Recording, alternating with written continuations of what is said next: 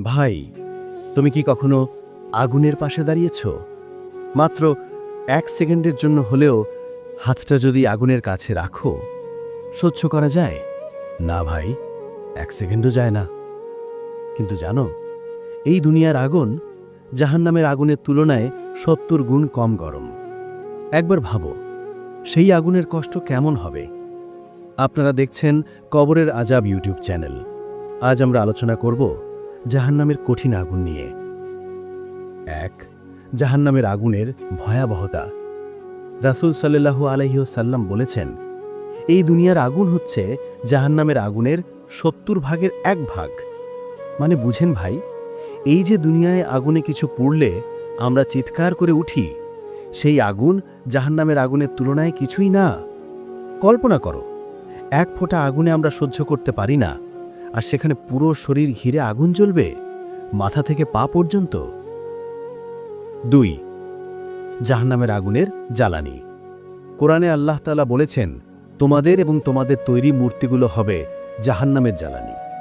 সূরা আনবিয়া 21-98। মানে মানুষের গুনাহ আর অহংকারই সেই আগুনের জ্বালানি। অর্থাৎ আমরা নিজেরাই তৈরি করছি সেই আগুন, নিজের কাজ দিয়েই তৈরি করছি নিজের জাহান্নাম। 3. জাহান্নামের দরজা খুললে যা হবে।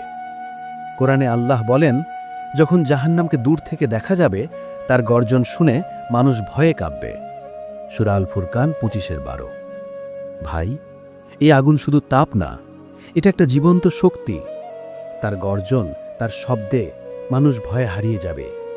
আর যখন দরজা খুলবে, তার আগুন আকাশ পর্যন্ত ছুঁয়ে যাবে। 4. কারা যাবে সেই আগুনে? জাহান্নামে যাবে তারা যারা নামাজ ছেড়ে দিয়েছে, যারা মিথ্যা বলে, যারা গীবত করে, যারা সুদ খায়, যারা অন্যের হক মারে, আর যারা আল্লাহকে ভুলে গেছে। আল্লাহ বলছেন যে আমার স্মরণ থেকে মুখ ফিরিয়ে নেবে, আমি তার জন্য কষ্টের জীবন নির্ধারণ করব। সূরা তহা 20-124।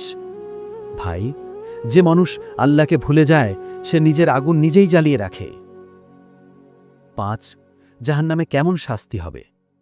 রাসূল সাল্লাল্লাহু আলাইহি ওয়াসাল্লাম বলেছেন, জাহান্নামের আগুন এত তীব্র হবে যে মানুষের চামড়া পুড়ে যাবে, তারপর আবার নতুন চামড়া তৈরি হবে, তারপর আবার পুড়বে। সূরা নিসা 4-56। অর্থাৎ কষ্ট থামবে না, প্রতিবার নতুন করে কষ্ট শুরু হবে। একটা মুহূর্তের জন্য আরাম নাই। সেখানে থাকবে আগুনের পোশাক, তপ্ত পানি, আর শিকল দিয়ে বেঁধে রাখা পাপী আত্মা।